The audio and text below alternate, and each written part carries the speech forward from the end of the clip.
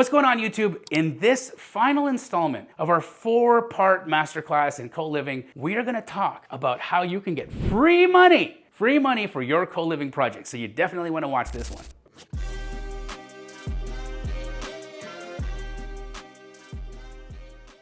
All right, guys, so how do we get our hands on the moolah? How do we get our hands on the money? And there is a lot of money available. And I'm not just talking about foreign investment. I'm talking about government money, grants, 501c3 tax exemptions. Yes, guys, I'm talking about ways to earn money while you are solving major problems in the community, but also to do so in a way that saves you on taxes or exempts you from paying taxes altogether. So let's dive into how you can get grants or some free money to build and scale your co-living business. We'll start off with the 501c3. Yes, so you definitely need to be a 501c3 if you want to take advantage of some of the things that I'm going to talk about here. And that's essentially giving you a tax exemption, so you're not going to be paying taxes to the IRS on any income that you generate, as well as have you be a nonprofit. So now here's the thing, guys. It's a real nonprofit. Now, I don't want to get into the legalities of how much you pay yourself as one of the members or the board members of the nonprofit, and the legalities of whether you should pay yourself $1 million a year or $500,000 a year. I would say I am not an accountant. I am not an attorney. Please seek professional tax advice from a professional who can tell you on the ways to make sure that you're doing this totally above board. But you want to create a 501c3. Then you want to look for some public housing initiatives. And believe me, every single state, every county has their own housing initiatives. Now, these are programs, these are specific plans or incentives that the government is offering for people to come solve housing problem. Now, if you can actually put together a plan to solve some of those housing problems, and it involves co-living, repurposing either homes that the city has appropriated or taken over, or abandoned properties. There are so many properties like that that the city might just hand to you for you to turn into affordable housing initiatives or affordable housing programs. And Phoenix, for example, they've got so many homes that have been abandoned that the city of Phoenix is actually in possession of. They own these properties. Now, if we can present to the city of Phoenix a plan on how we can turn that property over to turn it into an opportunity for affordable housing, the city of Phoenix may sell us that property at a severe discount or even gift us that property. Now, again, lots of people, especially wealthy individuals who might be holding on to property, are always looking for ways to save money on taxes. Now, imagine if you have a wealthy donor, somebody like Pace Morby, for instance, who's just sitting on a house and he's got, let's just say, a tax implication of $1 million.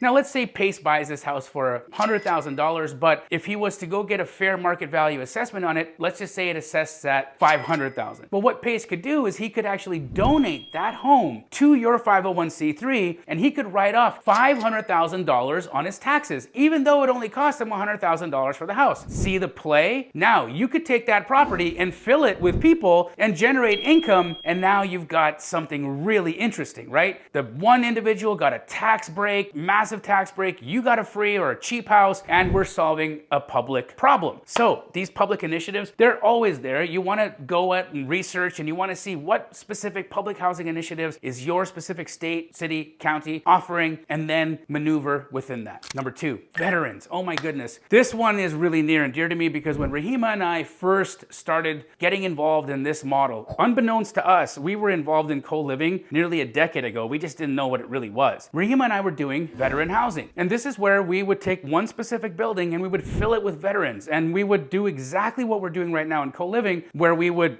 make little gardens and have little communities in there and really go above and beyond to show the people that we care, that we actually honor our service members and the people who have laid their lives out on the line for us, for our survival and our freedom. And we wanted to give back. Now, in addition to that, we were also getting government money to do so. So we're doing something good. We're getting paid handsomely to do it. I don't see anything wrong with that. In my world, that's a perfect situation. So there's a tremendous amount of opportunity with veteran housing in the VA. You just got to go out and you got to start asking questions. You got to connect with people at the VA in your specific state, find out what housing initiatives are available and start filling the orders. Go fill the orders. There are so many homeless vets out there, and you could be a part of solving that problem. Number 3, community nonprofits. I'm going to give you an example. In Phoenix, Arizona, we have this incredible, actually, it's a national nonprofit. nonprofit called Dress for Success. Now, Dress for Success, what they do is they help judicially impacted women who are re-entering society after incarceration. So these are ladies who have been incarcerated for whatever reason, and they're now re-entering society, and they need some help. And so what this nonprofit does is they help those ladies re-enter society, giving them clothes, housing, a way to maybe earn some money in the first few weeks, really get them on their feet so that they can come out and be productive members of society, which all of us want. The reduction in recidivism, or people who actually re-offend and go back to prison, substantially decreases when there's strong community ties. And so this is a form of community tie. Now, Dress for Success is given grant money by the city of Phoenix to have a housing initiative. Now, Dress for Success has partnered with Conest, my company, to be able to provide housing for those women who are being released from incarceration and they're about to be entering society. So on our last project, where Dress for Success was given a $10,000 check, and our home was outfitted entirely of all of its furniture by Walmart. So there's so many public organizations, there's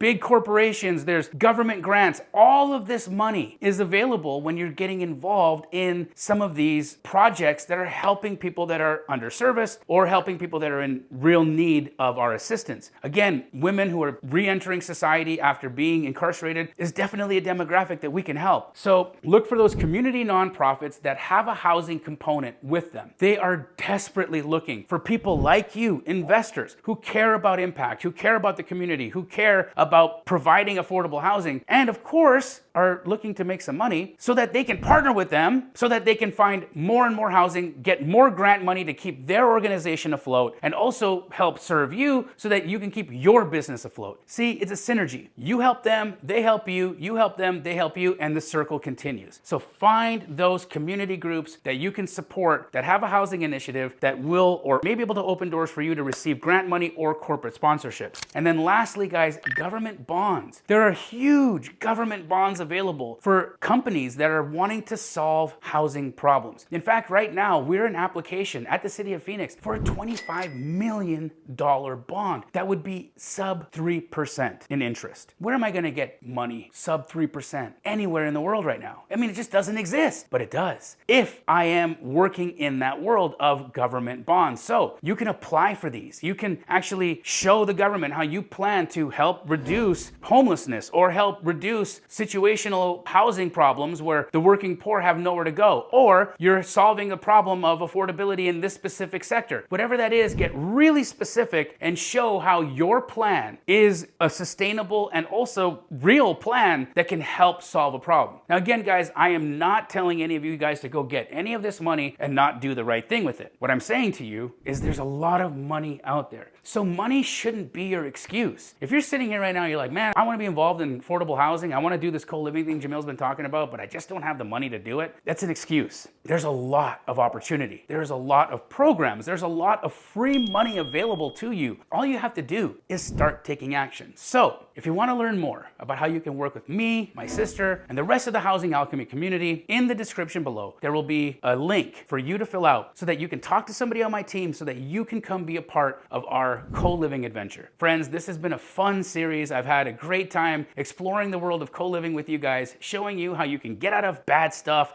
get out of bad deals, how you can make money hand over fist, how you can get great deals on property, how you can make incredible cash flow on that same property, how you can help veterans get government grants, government bonds, and really just be an overall badass in your real estate investing career. I really, truly hope that you get involved in co-living, and I would love to see what you guys are doing. So reach out to me, send me a DM on Instagram, let me know what you guys are doing in your neck of the woods, and leave me a comment if co-living has really impacted your mind, your consciousness, and if you really want to be a part of this, then let's work together. I'm Jamil Damji, and if you guys haven't already, like the video, subscribe to the channel, because half of you who watch this don't, so please subscribe, leave me a comment, and I'll see you guys in the next one.